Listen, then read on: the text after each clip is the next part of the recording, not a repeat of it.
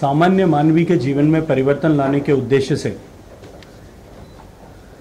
और देशवासियों का ईज ऑफ लिविंग ऐसा स्तर सुधरे, इस उद्देश्य से माननीय प्रधानमंत्री जी के नेतृत्व में सरकार ने पिछले 5 वर्ष में अनेक योजनाएं लागू की और 100% सफलता के साथ में उनको लक्ष्य को पूरा भी किया। इसी क्रम में पिछली सरकार के समय जब सैनिटेशन मिशन मेरे मंत्रालय के द्वारा माननीय प्रधानमंत्री जी के निर्देशन में, उनके मार्गदर्शन में लिया गया, काम किया गया, हम सब जानते हैं कि उसके कारण से देश के नेशनल हेल्थ इंडेक्स में बहुत बड़ा परिवर्तन आया है, बहुत पॉजिटिव चेंज आया है। हम सबको जानकारी है कि 15 अगस्त 2019 को लाल किले के प्राचीर से बात करते हुए, देश को संबोधित करते हुए माननीय प्रधानमंत्री जी ने जल जीवन मिशन की शुरुआत की थी और उस समय उन्होंने देश के सामने ये विषय रखा था कि देश में कुल लगभग 19 करोड़ जो हाउसहोल्ड, ग्रामीण हाउसहोल्ड हैं, 70 साल के सभी सरकारों के सम्मिलित प्रयासों के बावजूद भी हम केवल 3 करोड़ 23 लाख घरों तक ही पीने का पानी नल के माध्यम से पहुंचा पाए हैं।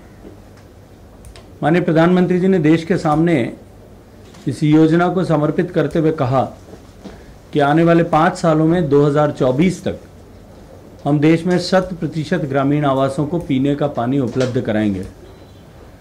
योजना के माध्यम से न केवल माताओं बहनों को, क्योंकि पानी लाने की जिम्मेदारी मोटे तौर पर माताओं बहनों, घर की महिलाओं और बच्चियों के ऊपर होती है, उनको ये पानी सिर पर ढोने के अभिशाप से मुक्त करेंगे, अपितु देश के हेल्थ इंडेक्स को सुधारने के लिए एक बहुत बड़े कदम को इसके माध्यम से हासिल कर सकेंगे।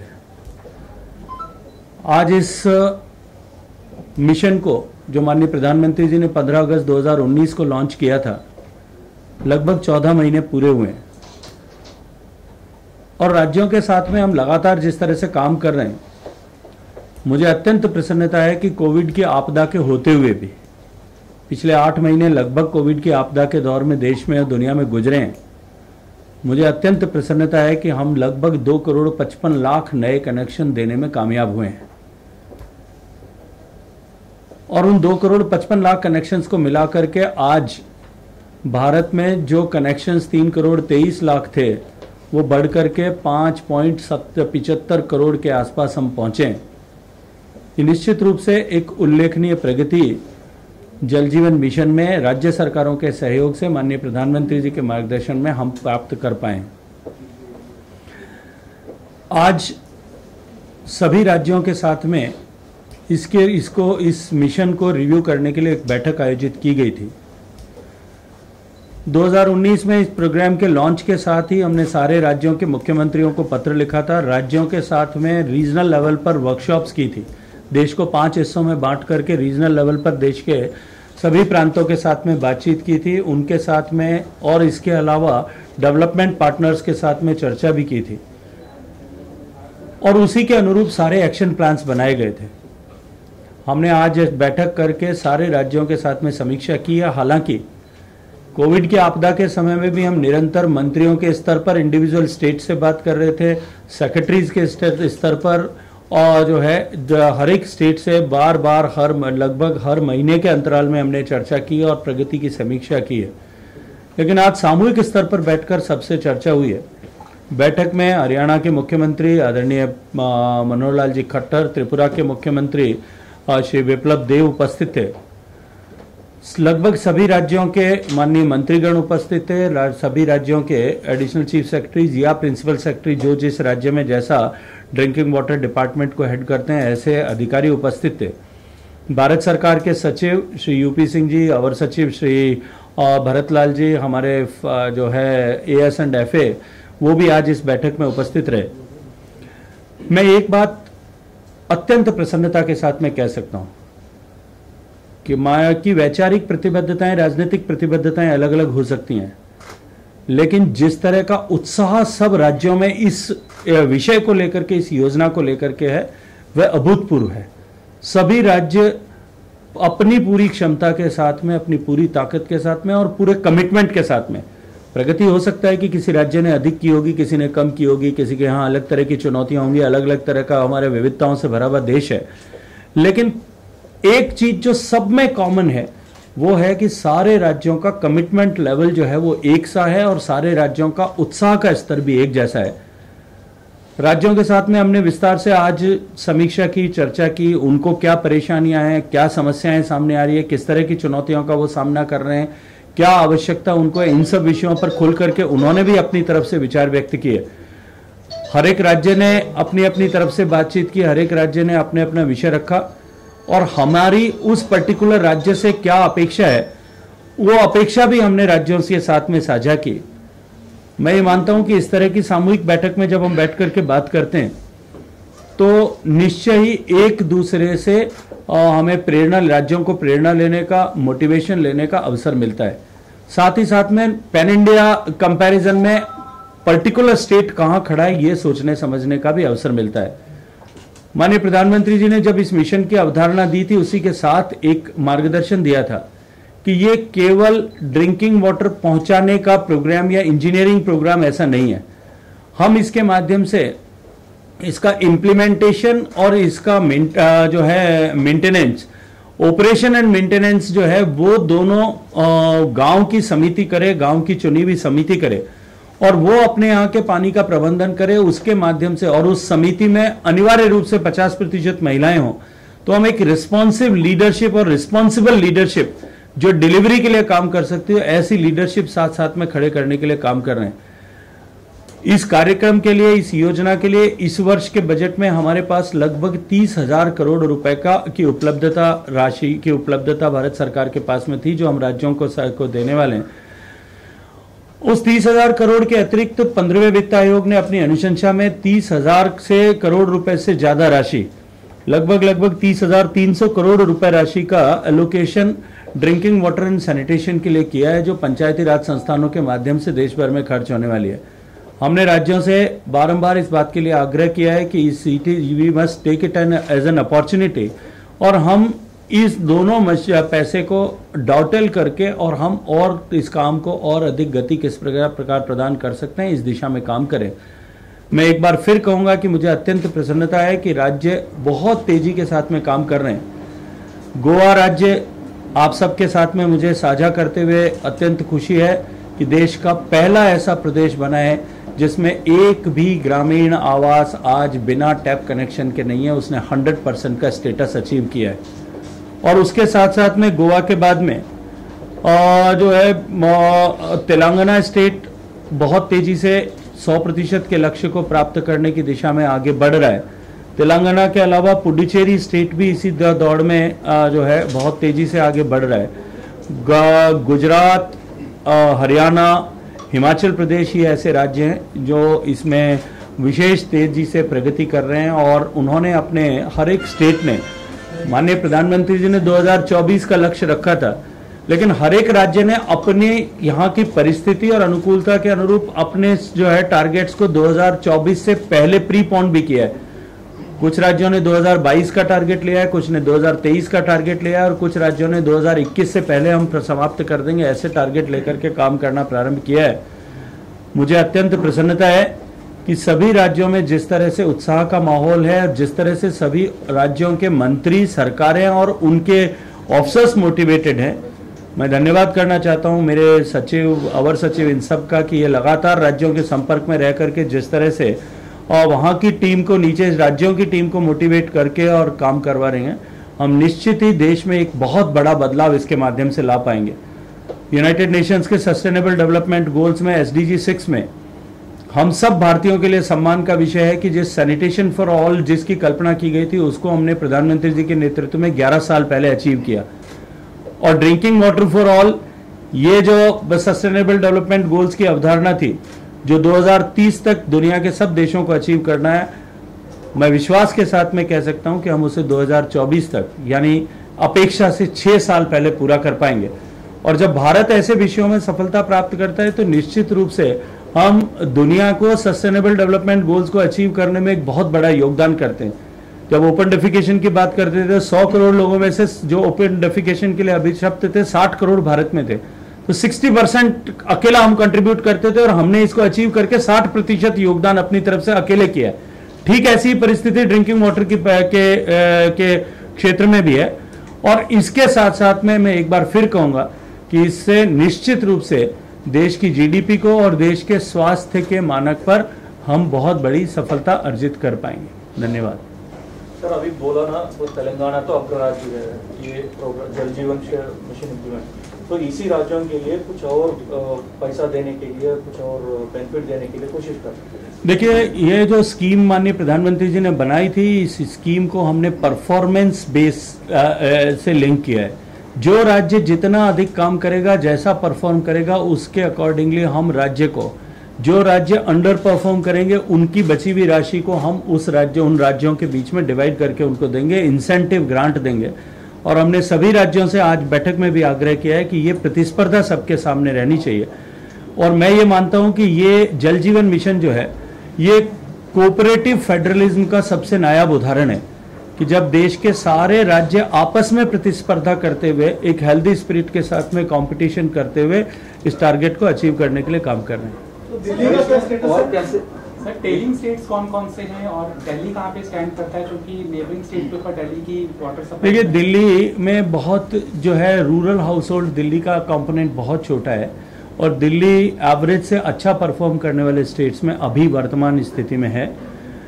जहां तक ट्रेलिंग स्टेट्स का विषय है, मैं मानता हूं कि कुछ तो लिगेसी इश्यूज हैं कुछ स्टेट्स के साथ में, जैसे उत्तर प्रदेश, वेस्ट बंगाल, ये ऐसे प्रदेश जो बहुत बड़े नंबर्स में जिनको कनेक्शन देना है।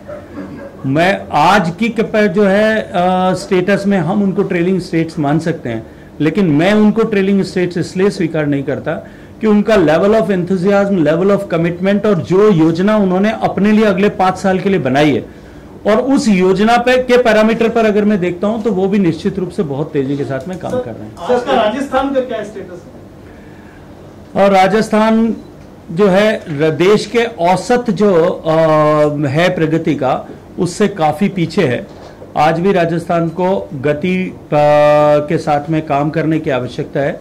राजस्थान प्रदेश के साथ पास में पिछले साल का पैसा जो अनस्पेंट पैसा पड़ा है लगभग 1000 करोड़ रुपया, जो इस वर्ष का हमारा कमिटेड एलोकेशन है वो, और प्लस 15 फाइनेंस कमीशन का पैसा, ऐसा मिलाकर के राजस्थान के पास लगभग 6000 करोड़ रुपए की अपॉर्चुनिटी है और राजस्थान स्टेट को इसमें और गति से काम करने की आवश्यकता है।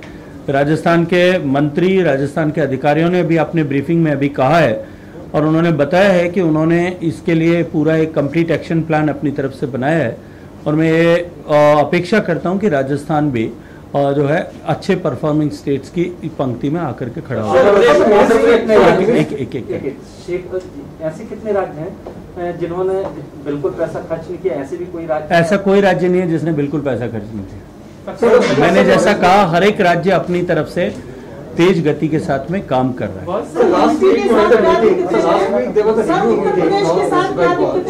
सामने आ रही हैं। एक मिनट, एक एक करके बात करें। Last week there was a meeting with the West Bengal government as well, and the ministry said that the state has dismal performance. So, how do you look at it, sir? Yeah, pardon?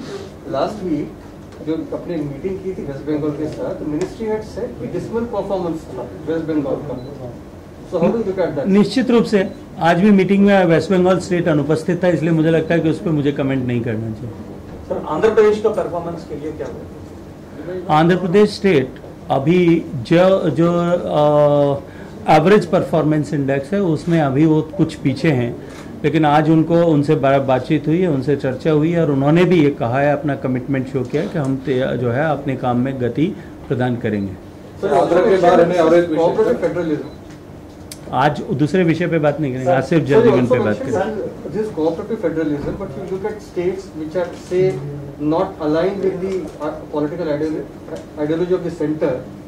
For instance, West Bengal. But there are so many states which are not aligned with our political ideology, but they are performing well and they are doing well and they are keeping the pace with the program in the program with Government of India. Sir, Uttar Pradesh Pradesh की क्या क्या समस्याएं हैं जिसकी वजह से तमाम कवायद के बावजूद उसकी परफॉर्मेंस बहुत अच्छी नहीं रही? ऐसा नहीं है कि उत्तर प्रदेश की तमाम कवायद के बाद में परफॉर्मेंस अच्छी नहीं है, मैं ये नहीं कहूँगा। उत्तर प्रदेश बहुत बड़ा प्रदेश है और उत्तर प्रदेश में बहुत जो है नंबर ऑफ कनेक्शंस जो उनको देना है उनका टारगेट भी बहुत बड़ा है। इनिशियल हिकअप्स जो है, इनिशियल स्टार्टअप के हिकअप्स जो उनके पास में, उनके सामने चुनौतियां कुछ थी, लेकिन उन्होंने उन चुनौतियों को पूरा किया है। और आज बैठक में भी उन्होंने कहा है कि दिसंबर 15 तक हम जो हमारा इस साल का तय टारगेट था, जो पिछले साल के बचे हुए और इस साल के तय टारगेट से जितना हम पीछे हैं उस सबको हम रिकवरी कर लेंगे। सर, पंजाब की परफॉर्मेंस कैसी है? पंजाब इज डूइंग गुड, अच्छा ही कर रहे हैं सभी। सर, आपने दिल्ली को डूंगरपुर मॉडल का सजेशन दिया है भूजल के लिए। Last week, Chhattisgarh they cancelled all the tenders under the Jal Jeevan Mission.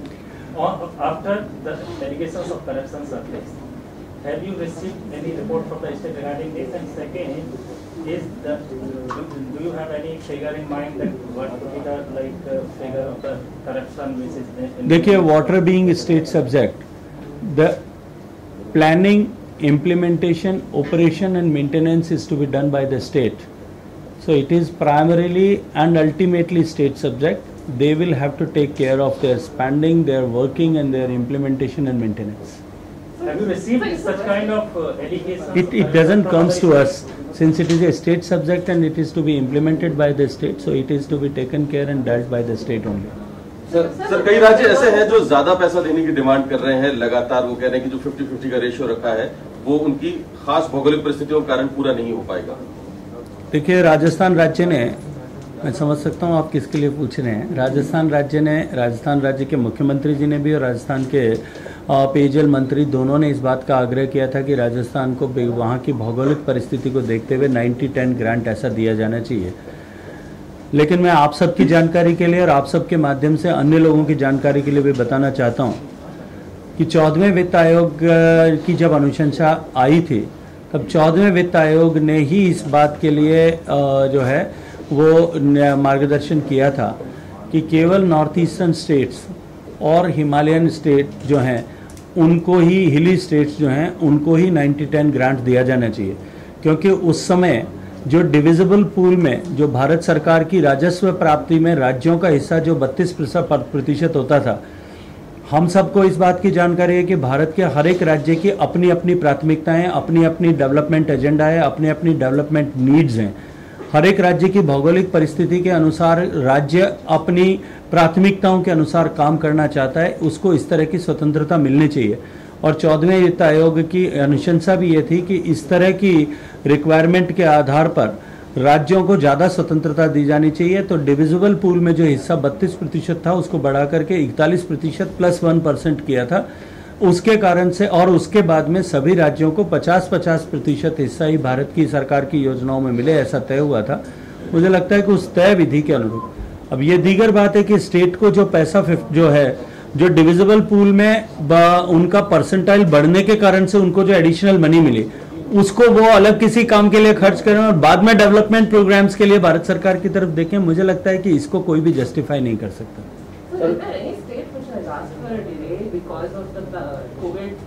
Because of that, either they don't have money because they are spending on COVID or because they are not able to. Not a single state to mention.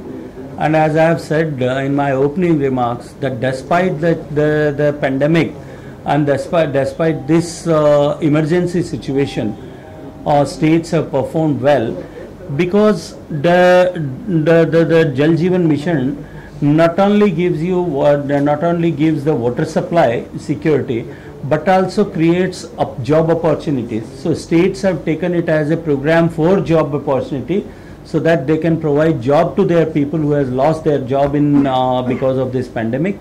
And because of that also, and the commitment which states are having, this big number of 2.55 crores could be achieved in 1 year. Sir, Bihar का क्या position है? Sir, Bihar में तो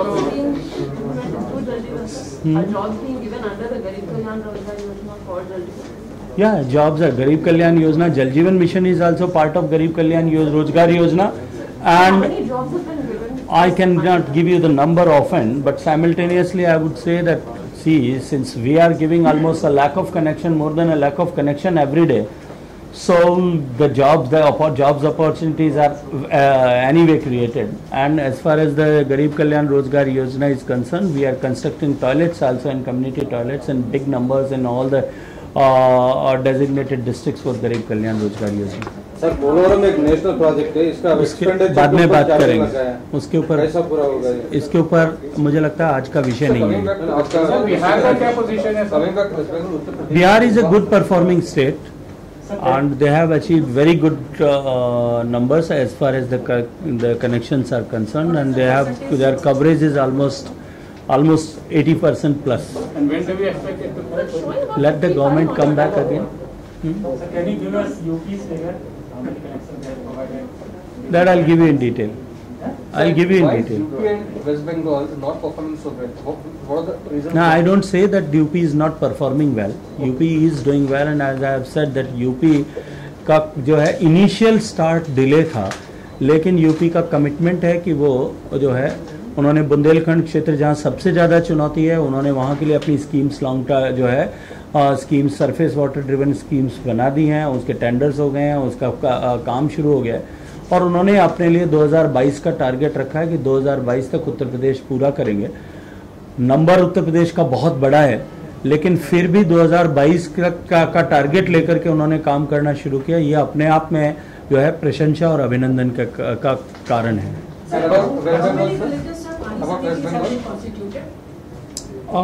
I cannot give you the number exactly for the entire country, but all the states are working on that.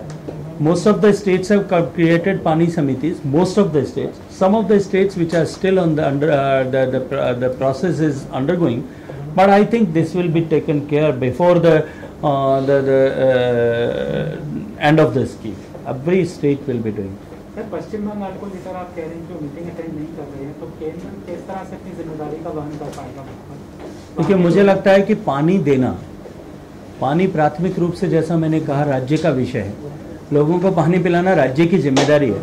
Bharat सरकार और माननीय प्रधानमंत्री जी राज्य इस जिम्मेदारी को पूरा कर सकें, लोगों के जीवन में हम सहूलियत ला सकें, माताओं बहनों को हम इस अभिशाप से मुक्त करा सकें, माताओं बहनों को इस दर्द से मुक्ति दिला सकें, लोगों के स्वास्थ्य में सुधार हो। इसलिए भारत सरकार इस 3,60,000 करोड़ की परियोजना में 2,08,000 करोड़ अपनी तरफ से कंट्रीब्यूट करके और स्टेट्स के को इस टारगेट को अचीव करने के लिए सहयोग कर रही है। मुझे लगता है कि राज्यों को, सभी राज्यों को साथ आने की आवश्यकता है, और मैं फिर कहूँगा कि केवल आज मीटिंग में न आने के कारण से हम ये कहें कि वो साथ आकर के काम नहीं करेंगे या करना नहीं चाहते हैं, ऐसा कहना थोड़ा अतिशयोक्ति होगी। हो सकता है हमारी राजनीतिक प्रतिबद्धताएं अलग अलग हों, लेकिन हम जहाँ कहीं भी काम करें, हम सबके लिए अल्टीमेट वे जो है वो गोल अपने लोगों को, अपनी जनता को जो है वो उसके जीवन में परिवर्तन लाना, उसको सहूलियत देना हमारा सबका लक्ष्य होता है। और मैं ये मानता हूँ कि सभी लोग मिलकर के काम करेंगे, निश्चित रूप से हम इस लक्ष्य को पूरा कर पाएंगे।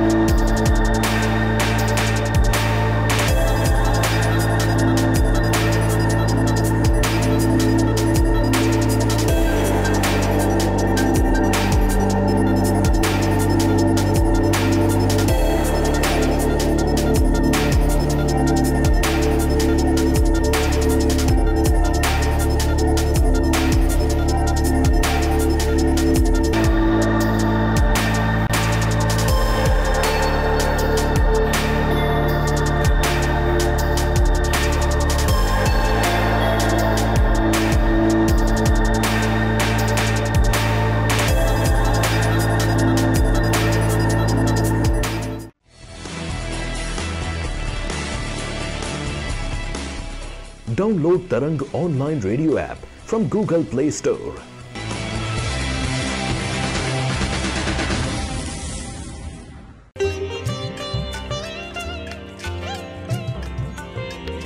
You are listening to Tarang Devotional Online Radio.